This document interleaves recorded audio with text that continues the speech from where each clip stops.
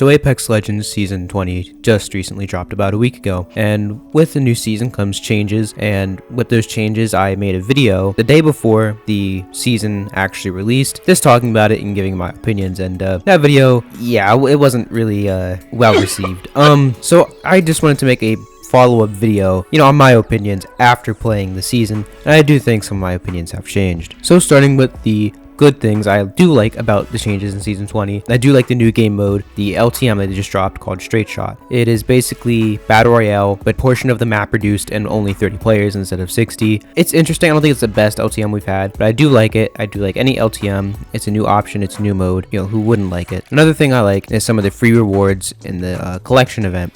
Again, it's just free rewards, rewarding you for playing the game. That would never be a bad thing. So, of course, I'm glad they did that. I remember some of the collection events, they didn't even do free rewards. And speaking of free rewards, you can also do the collection event to give you heirloom shards, and just any heirloom shards. It's not a specific heirloom, it's just shards. So I like the availability and choice with that one. I do like the map rotation, and though I have gone on many rants on many scrapped videos that I ended up never actually releasing about how much I actually hate World's Edge, and it is in rotation for this season, so of course I'm not the happiest about that. The other two maps in rotation are Storm Point and Olympus. I don't dislike any of the maps except for World's Edge, and sometimes Kings Canyon I'm not a big fan of, but overall I do really like the map rotation this season. That's a lot of variety. Olympus is probably the smallest map, so it's the quickest, fastest game pace, while Storm Point is the complete opposite, so I like the variety in the maps, and also just how different like Olympus is from World's Edge and World's Edge is from Storm Point, and all the above, so I really do like that. But the best thing to happen in Apex Season 20 is it brought the YouTube Jesus himself out of retirement. Moist Critical,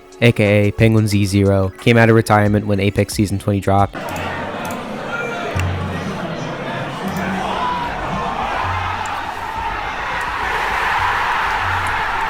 I watched that entire stream. I don't really watch YouTube live streams just because I don't really have all the time in the world to just watch live streams. But let me tell you what, I watched that entire thing, not live, but I watched it. 3 hours. If YouTube Jesus, Penguin Z0, Moist Critical comes out of retirement to play the season, there's something good, you know what I mean? So that's just like a point in my book, Now, probably the most controversial thing, at least that of what I discussed in my other video, my patch notes video before the season came out, was my disinterest in the upgrade system.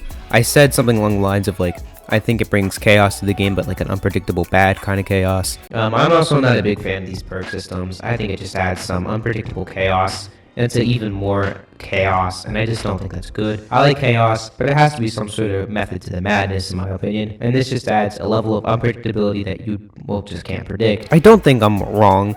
I still hold the fact that it brings a little bit more chaos into the game. Like, for example, the meta changes. Sometimes you don't know which legend's going to be meta, which legend's not, but I don't think it's a bad change. I don't know why I was so uncharitable to it. It's not like it takes away anything, it's only adding something, and it's still a little bit of chaos, but it's not as intrusive as I thought it was going to be. And to be honest with you, half the time I even forget to hit the little button for my upgrade, and it's not really that big of a deal, honestly. So to that, I'm gonna say I'm not distasteful for the upgrades anymore, but I'm still not like a gigantic fan of it. Like, if it randomly disappeared tomorrow, I'm not really gonna complain either. I just don't think it's that huge of a change, but I'm glad the Apex devs are doing something to try to evolve the game, to try to try to change it up a little bit, and people are happy, and if people are happy, that's all that really matters. And I'm just glad the developers are doing something just to make the game fresh and unique, you know what I mean? Even though it's not personally in my biggest taste, but if other people like it,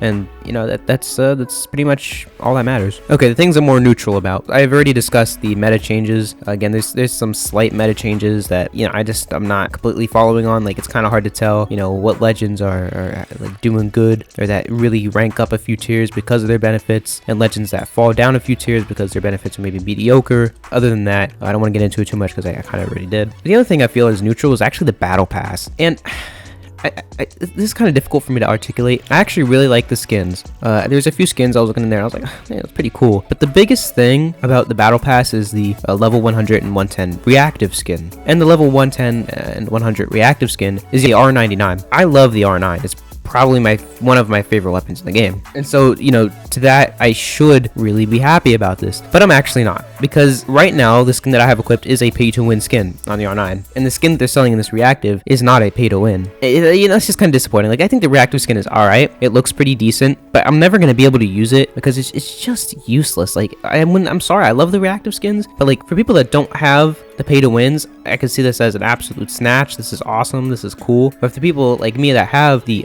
pay-to-win, what's even the point? And some people have the pay-to-win reactive skin on the R9 from season, 7? I just don't understand why they would make a reactive for a weapon that already has a reactive, but the other reactive is a pay-to-win. I don't know. I'm sure there's still a few weapons that don't have a reactive. Like, I'm pretty sure the alternator doesn't have a reactive. I could be wrong about that. But hey, even if every other weapon does have a reactive, I'm 99% sure that Nemesis doesn't have a reactive, so why not give a reactive to the Nemesis? I just don't really understand the thought process in making an R99 reactive, and especially making it not a pay-to-win. Yeah, that's something I feel kind of neutral about, because on one hand, the skins are really nice, and they do look really cool. But on the other hand, the level 100, 110 reactive skins are a little disappointing, in my opinion. Alright, things that I am disappointed about. These aren't things that are necessarily bad, but things that I think I would have preferred, maybe, from the new season. So one thing is, we didn't get a new map. Well, we did get a new map, but only for the mixtape mode, I believe. But what I mean by we didn't get a new map is we didn't get a new Battle Royale map. And it has been quite a bit of time since we got a new Battle Royale map. The last Battle Royale map we gotten was Broken Moon. And that was over a year ago, I'm pretty sure. I know there have been leaks of a new map that they're building. Those leaks could be wrong. I don't know. I don't really follow it too much. But I did have myself a little hyped up because usually the leaks are correct. And I was actually kind of hoping for a new map this season. But we did not get that. And so we can infer that we'll get a new map next season. I don't know. We didn't get a new legend, and you know, I'm again a little disappointed about that. It's always cool to have a new legend, but again, I'm not really complaining too much that we don't have a new legend because there's a lot of legends, and I can see why they're like releasing legends like every other season or even 2 seasons apart. But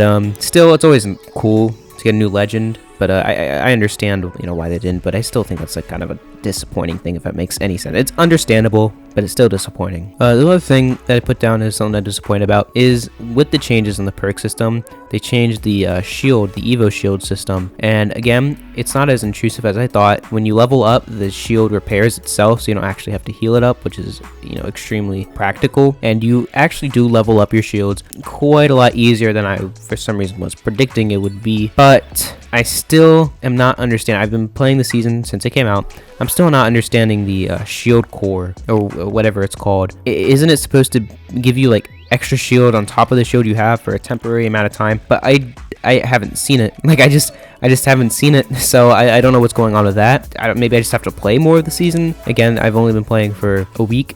Out of the matches I played, unless, you know, I go to record a match and throw it in here right now, I haven't encountered this shield core system. I don't really know what it's all about. It's a little confusing to me. That's the only thing. I really like my Evo shields to be simple. It seems like it's a little complicated, so I don't know. I don't know. Someone can maybe fill me in the comments. But I think that's about all the changes that I have a strong opinion on in Season 20. Not as intrusive or bad as I thought it was going to be. I mean, I didn't think it was going to be bad, but I really just wasn't looking forward to it. And I gotta say, again, it's something that I'm not completely hyped on about. I don't think it's the coolest thing in Apex Legends history, honestly, but it is pretty neat, and I am glad the devs are doing something to change the game. And I'm glad that most people are actually happy about some of the changes that Apex is bringing for once, you know, like ever, except for me. Maybe I'm just like a contrarian or something. I don't know. For some reason, when everyone else doesn't like something, I like it. And, you know, whenever everyone else likes something, I don't. I don't know. Maybe I'm just like a contrarian at heart or something. I'm not really sure. But other than that, I think that's about all I have to say. Yeah, thank you guys for watching. Bye.